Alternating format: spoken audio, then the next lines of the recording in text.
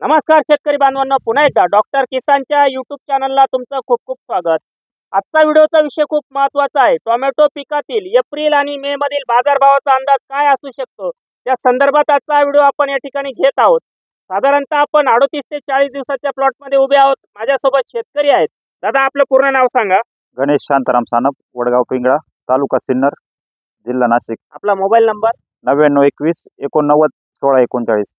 आपला हा अथर्व व्हरायटीचा 38 ते 40 दिवसा दरम्यानचा प्लॉट आहे. हो. बांधणीला थोडा उशीर झाला. हो. एकंदरीत एक प्रश्न तुम्हाला विचारतो की डॉक्टर किसानला किती दिवसापासून ओळखता तुम्ही? साधारण 1.5 वर्षापासून. 1.5 वर्षापासून. हो. याच्या अगोदर कुठला प्लॉट रजिस्टर केला होता? टोमॅटोच होता.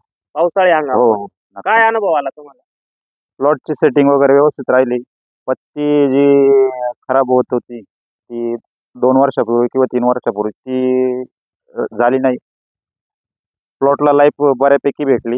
ॲव्हरेज मिळालं? हो, ॲव्हरेज पण भेटलं. आता एवढ्या तापमानामध्ये आपण 38-40 दिवसाचा प्लॉट आहे हा. सेटिंग आपण या ठिकाणी फुलांची संख्या असेल हे हो, पण जे हो. सेट होताना दिसत आहेत. हो. बरोबर. हो.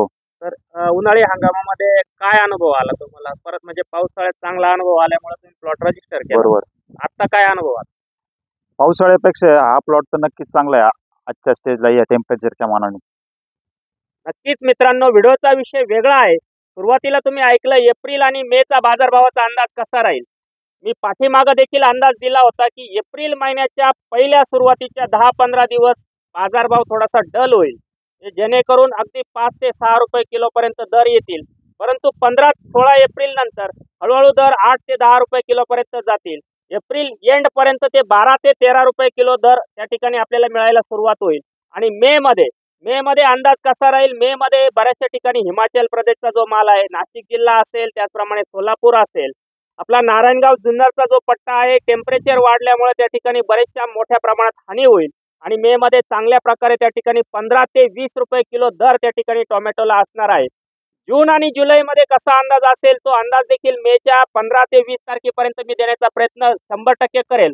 एप्रिल आणि मेचा अंदाज तुम्ही बघितला, आतापर्यंत दिलेले अंदाज 99% जुळत आले. शेवटी अंदाज हा अंदाज असतो. परंतु आता आपण 38-40 दिवसाच्या प्लॉटमध्ये उभे आहोत. सेटिंग सुरू होतंय. अथर्व व्हरायटी प्लॉट आहे. विरांग असेल, 62-42 असेल, बऱ्याचशा व्हरायट्यांमध्ये शेतकऱ्यांना त्या ठिकाणी वाढलेल्या तापमानामध्ये पोलिनेशन ज्याला आपण म्हणतो, परागीभवन त्या ठिकाणी होत नाही. जास्तीचे फुलांची संख्या या ठिकाणी जे आपण बघतोय, त्याचप्रमाणे दुसरी, हे जे पान दिसतंय तुम्हाला, हे पान आतल्या बाजूने वळतंय. हे का वळतं? त्याच्यामध्ये सकिंग पेस्टचा प्रॉब्लेम येतो का? त्याचप्रमाणे पाण्याचं नियोजन चुकतं का? आपण सातत्याने कीटकनाशकांच्या फवारण्या करतो, न्यूट्रिशन मॅनेजमेंट आपलं चुकतंय का? या गोष्टींकडे आपल्याला लक्ष देणं गरजेचं आहे. साधारणतः सेटिंग सुरू व्हायला सुरुवात होते त्यावेळेस आपल्याला दुय्यम अन्नद्रव्यामधलं मॅग्नेशियम सल्फेट फॉर्म मधलं आपण जमिनीतून दिलं पाहिजे. त्याच्यासोबत मायक्रोन्यूटन चांगल्या दर्जाचं त्या ठिकाणी एकरी 10 किलो मॅग्नेशियम सल्फेट, 2 किलो केमिओ क्रॉपफट, ऑर्चिड क्रॉप सायन्सचं मायक्रोन्यूटन आपण त्या ठिकाणी दिलं पाहिजे. त्याच्यानंतर सेटिंग सुरू होतंय. सेटिंग चांगल्या पद्धतीने होतंय. पानं आतल्या दिशेने वळतायत. पुढे जाऊन तुटा फुलटा असेल, फळ पोखरणारी आळी असेल, 40-45 दिवसापासून आपल्याला 10-10 दिवसाच्या अंतराने हाय मॉलिक्युल मधील इन्सेक्टिसाइडचा वापर त्या ठिकाणी केला पाहिजे. आता इन्सेक्टिसाइडचा वापर हाय मॉलिक्युल मध्ये आपण काय केला पाहिजे? सुरुवातीला कुठली फवारणी घेतली पाहिजे? 40-42, 44, 45 दिवसाच्या दरम्यान व्हरायटी कुठलीही असू द्या, उन्हाळी हंगामामध्ये प्लॉट 80, 85, 90 दिवस त्या ठिकाणी सुरू व्हायला घेतात. मग आपण 40-45 दिवसाला पहिली फवारणी कीटकनाशकची करत असताना पॉवर किंग 250 मिली, फिनिक्स सायटेक्सचं, नुवान 150 मिली, नुवान नाही मिळालं प्रोपेक्स सुपर त्या ठिकाणी तुम्ही 75 ते 100 मिली घेऊ शकतात. त्यानंतर 3-4 दिवस जाऊ द्या, केमिओ क्रॉपफट आणि मॅग्नेशियम सल्फेटचा ड्रिप मधून वापर केला. सेटिंग सुरू होतंय. सेटिंग बऱ्यापैकी झालेलं आहे. 55-60 दिवस झालेले आहेत. आता फळ पोखरणारी आळे तुम्हाला त्रास देईल, तुटा फुलटा त्रास देईल, नागाळी त्रास देईल. पॉवर किंग आणि नुवानचा स्प्रे झाला, 8-10 दिवस जाऊ द्या. तुम्ही वायगो 80 मिली आणि मोवेटो ओडी 200 मिली असा एक स्प्रे त्या ठिकाणी घ्या.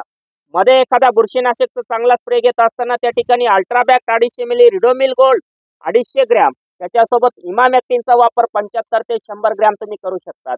आणि सेटिंग बऱ्यापैकी 60-65 दिवसाला तुमचं 85-90% सेटिंग झालं.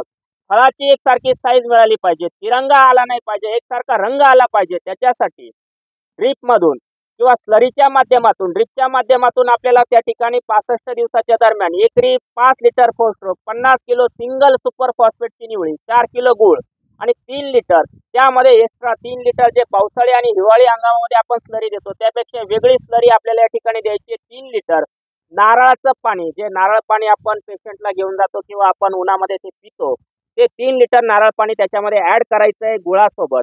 याच्यानंतर आपल्याला परत एकदा कीटकनाशकची फवारणी करत असताना त्या ठिकाणी सिमोडी सिजंटाचं 70, 75, 80 दिवसाच्या दरम्यान 200 लिटरला 200 मिली ही एक फवारणी करून घ्यायची. 3 फवारण्या तुम्हाला कीटकनाशकच्या सांगितल्या.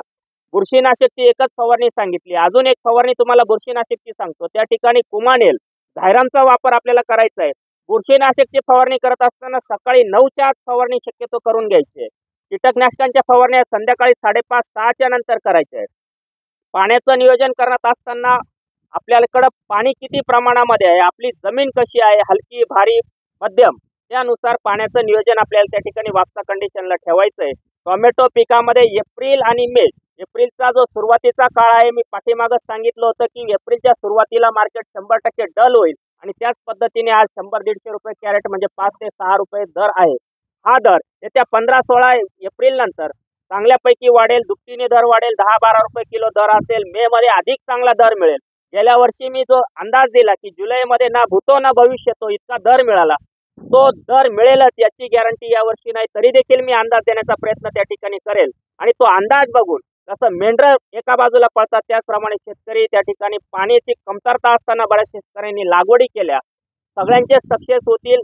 सगळ्याच विभागांमध्ये जिथं जिथं टोमॅटोची शेती होते त्या पद्धतीने जून आणि जुलैमध्ये कसा बाजारभाव राहील त्याचा देखील अंदाज मी देईल.